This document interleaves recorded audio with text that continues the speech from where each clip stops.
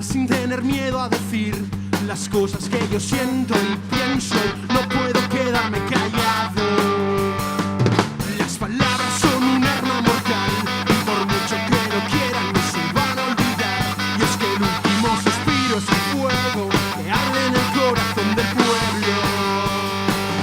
Y creen que nos van a callar y dicen que nos van a poder parar, pero nosotros estamos seguros, nunca podrán quitarnos la libertad.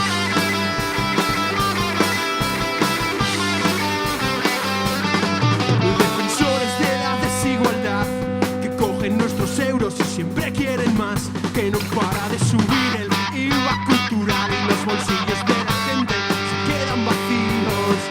No hay vergüenza ni decencia en España, mucha fiesta, mucho morro, lo alto del palco, todo es oro, todo es lujo, moneda de cambio, la tercera edad lucha por tomar el mando. Y creen que nos van a callar